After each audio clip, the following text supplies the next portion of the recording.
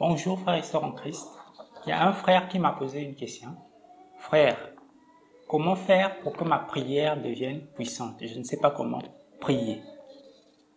Donc ici, dans cette vidéo, nous allons essayer de répondre aux questions que ce frère a posées. Premièrement, comment faire pour que sa prière soit puissante, pour que notre prière soit puissante? Et deuxièmement, comment prier? Jean chapitre 15, verset 7.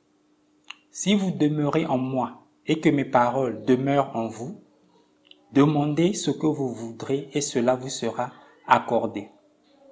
Dans ce passage, Jésus nous fait une révélation. Si nous, on demeure en lui et que ses paroles demeurent en nous, tout ce que nous allons demander au Père nous sera accordé. Donc ici, la réponse à la question, comment faire pour que ma prière soit puissante? Qu'est-ce qu'une prière puissante? Une prière puissante, c'est une prière simplement qui est agréée par Dieu. Une prière avec laquelle Dieu est d'accord. Donc c'est ça la puissance de la prière que Jésus nous montre ici. 1. Ses paroles doivent demeurer en nous. Et 2. Nous, on doit demeurer en lui. Et demeurer en lui, c'est quoi? C'est faire sa volonté. Et donc c'est ça le point sur lequel la force de la prière s'appuie. C'est respecter la parole de Dieu. Lorsque tu respectes la parole de Dieu, ta prière devient puissante. Mais lorsque tu ne la respectes pas, ta prière est faible. Et donc, comment tu peux respecter quelque chose que tu ne connais pas? C'est pas possible. Donc, pour respecter la parole de Dieu, il faut connaître la parole de Dieu.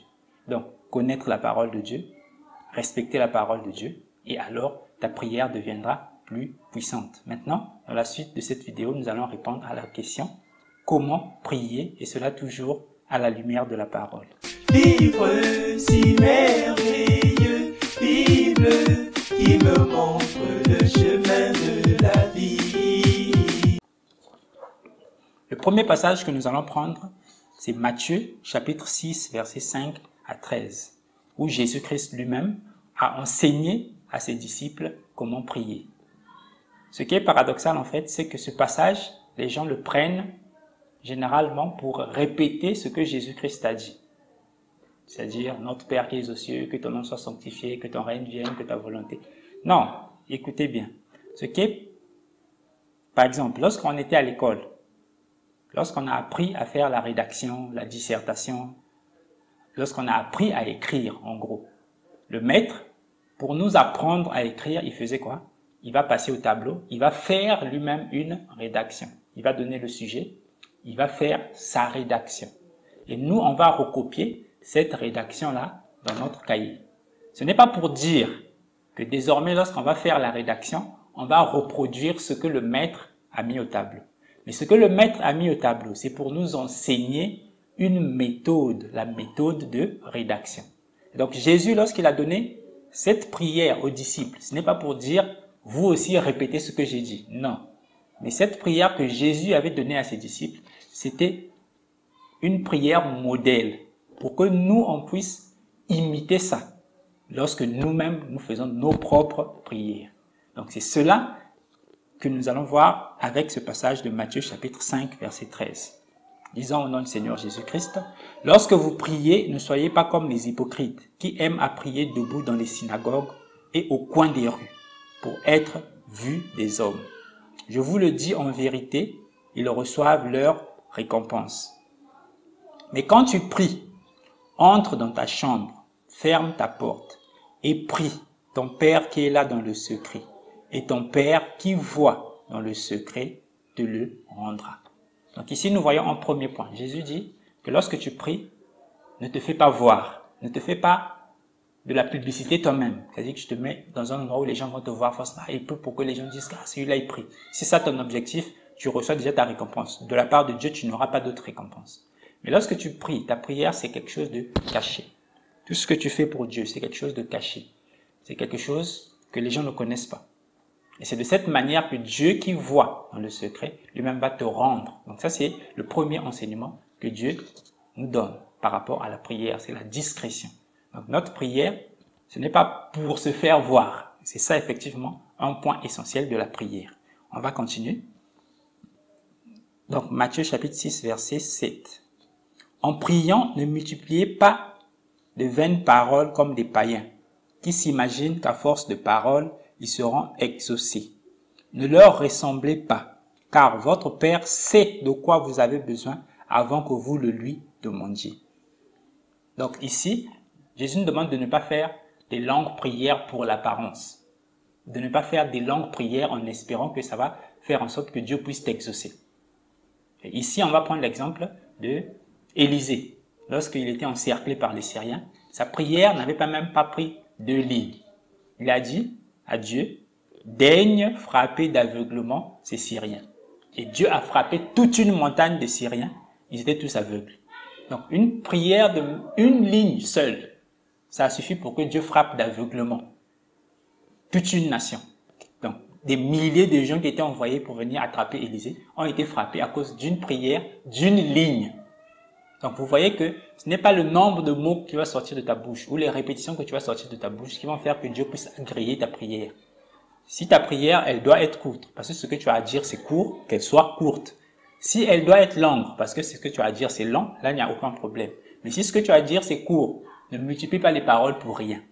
Donc, ça, c'est un autre point que Jésus nous apprend ici. Voilà. On va continuer ici. Donc, Matthieu 6, verset 9.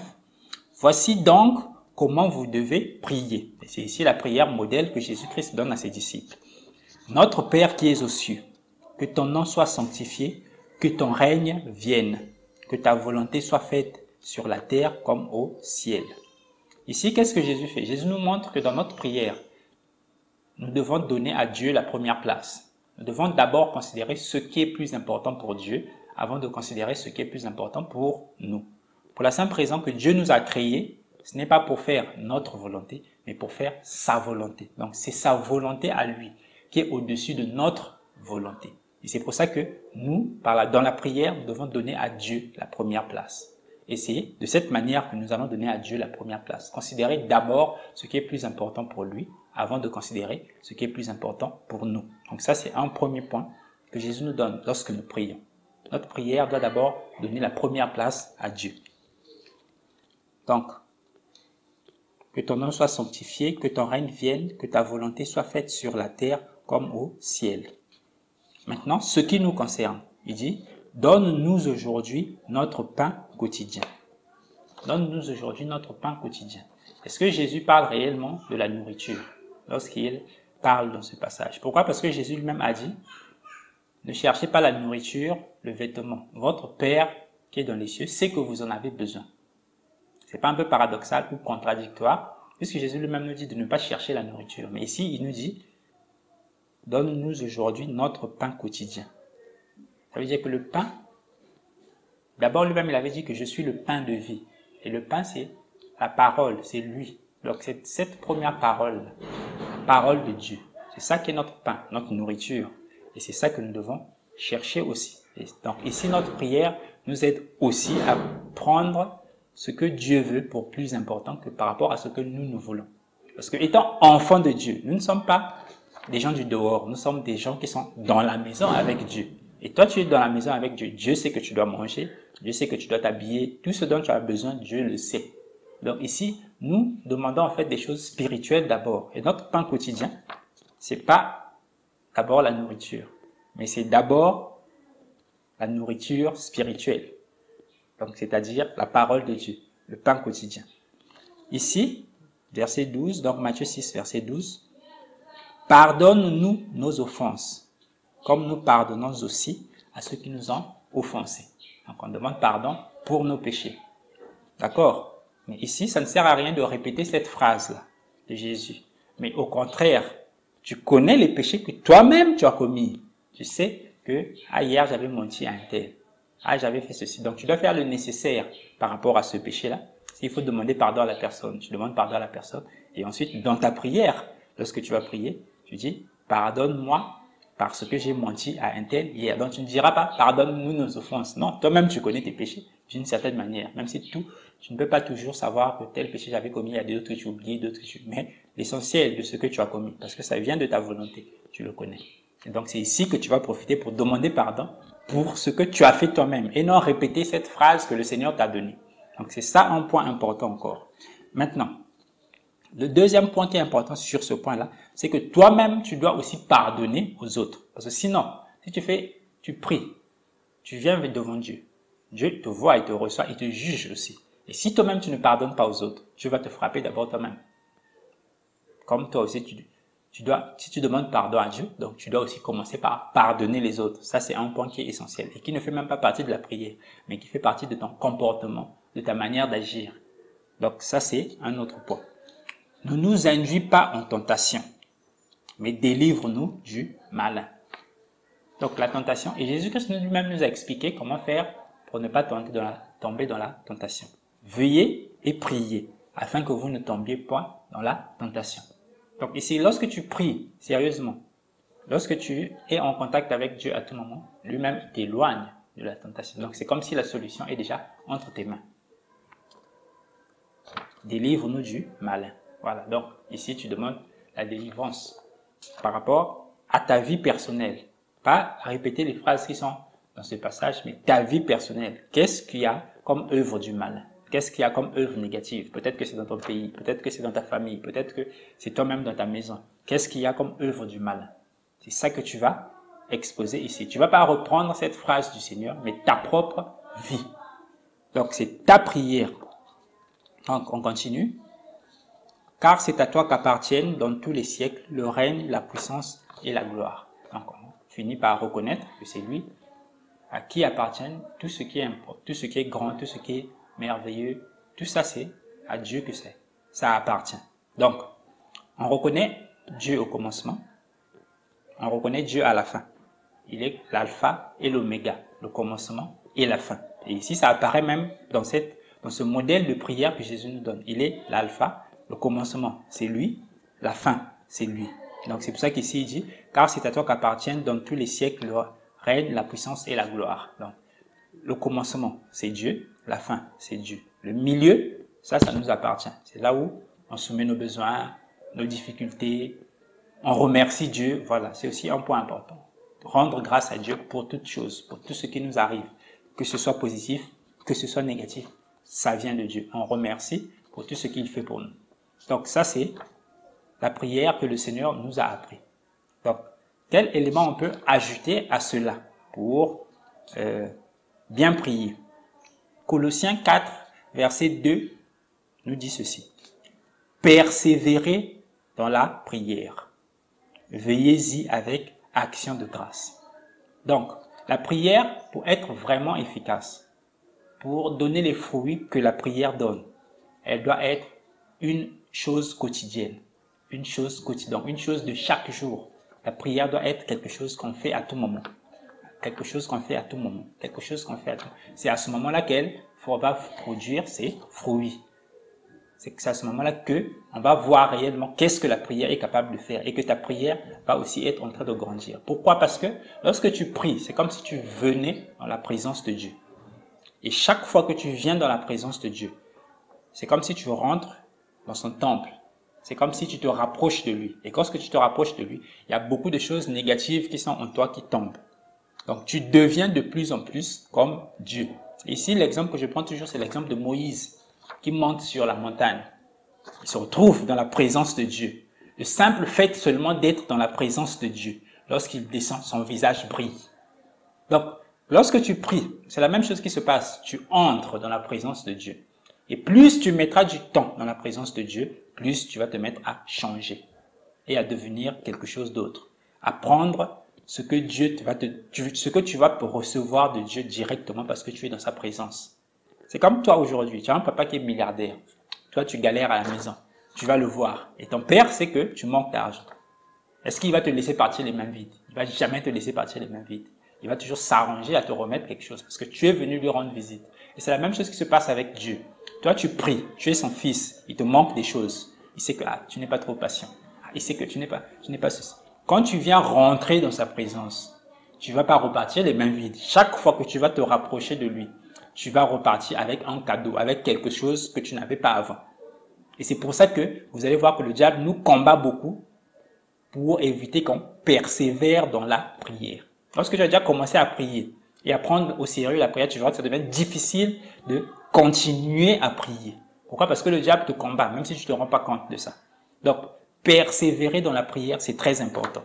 Et c'est ce qui va faire que tu puisses grandir, que beaucoup de choses négatives, des charges qui sont sur toi, spirituelles, puissent tomber et que tu puisses prendre ce que Dieu veut que tu puisses avoir. Donc ça, c'est un point important, persévérer dans la prière. Maintenant, nous allons prendre un autre point qui est important par rapport à la prière. Donc, c'est ici, Jean 15, verset 16.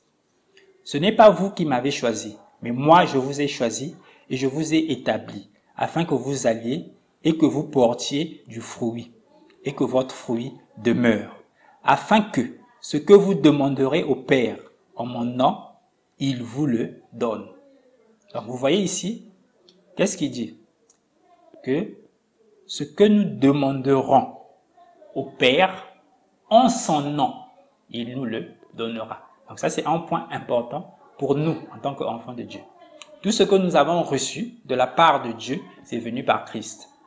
La parole de Dieu est venue avec Christ. La grâce de Dieu est venue avec la miséricorde, c'est venu avec Christ. Le pardon des péchés, c'est venu avec Christ. Donc, tout ce que nous recevons de la part de Dieu, ça vient par Christ. Et voilà pourquoi notre prière, elle doit être faite au nom de Jésus-Christ. Donc ça, c'est un point qui est très important. Notre prière, elle est faite au nom de Jésus-Christ. Donc, c'est ça un peu que je voulais partager avec vous dans cette vidéo. Donc, pour revenir un peu, et pour faire une sorte de conclusion, en résumé, notre prière doit être sincère. Tu ne peux pas tromper Dieu, tu ne peux pas mentir Dieu. Ça ne sert à rien d'essayer de le tromper. Ta prière doit être sincère. Si tu n'as pas pu respecter sa parole, dis vraiment, Seigneur, pardonne-moi, je n'ai pas pu respecter ta parole. N'essaie pas de tricher. Tu ne peux pas être plus intelligent que Dieu ou le prendre par la ruse. Donc, ça ne sert à rien d'essayer de le mentir. Ça, c'est un premier point. Deuxième point, la prière doit être humble et respectueuse. Donc, tu dois faire ta prière en étant en pleine humilité et respect devant Dieu. Il ne faut pas s'adresser à lui avec des mots, des grossiers, comme si tu parlais avec ton ami. Non. Dieu, c'est le plus grand roi qui existe. Donc, tu ne peux pas aller t'adresser avec lui comme si tu parlais avec ton ami. Mais tu dois t'adresser avec lui avec humilité et respect. Ça, c'est un deuxième point important. 3, tu dois donc donner la première place à Dieu. Début de la prière, fin de la prière. Ça lui appartient.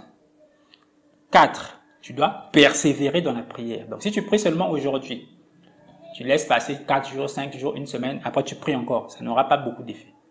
Mais la prière, c'est quelque chose à faire chaque jour, quotidiennement. Donc, c'est très important. 5, et ce cinquième passage, c'est ce que Jésus lui-même a fait lorsqu'il était en difficulté, lorsque Judas était sur le point de le trahir. Il est allé à la montagne avec les disciples, il est allé prier.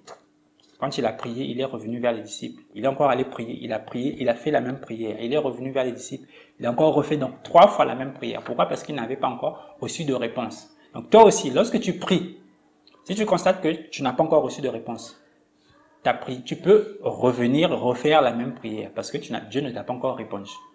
Voilà. Mais le défaut, c'est de ne pas prendre une prière d'autrui.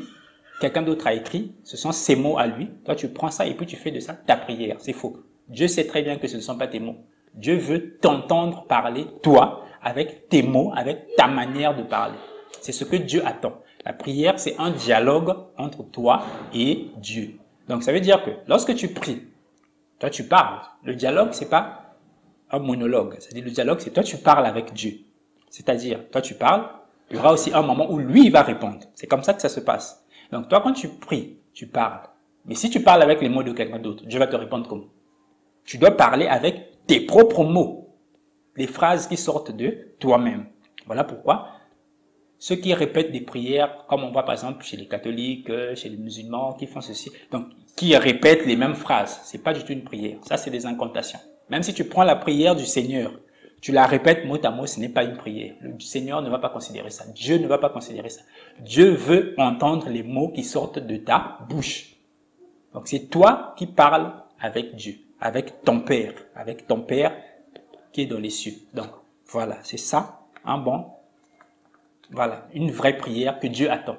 Et dernier point, on doit prier au nom de Jésus-Christ. Donc, c'était ça par rapport à la prière. J'espère que j'ai tout dit et que je n'ai rien oublié. Donc, que le Seigneur nous garde et qu'il il nous rende forts dans la prière. À bientôt.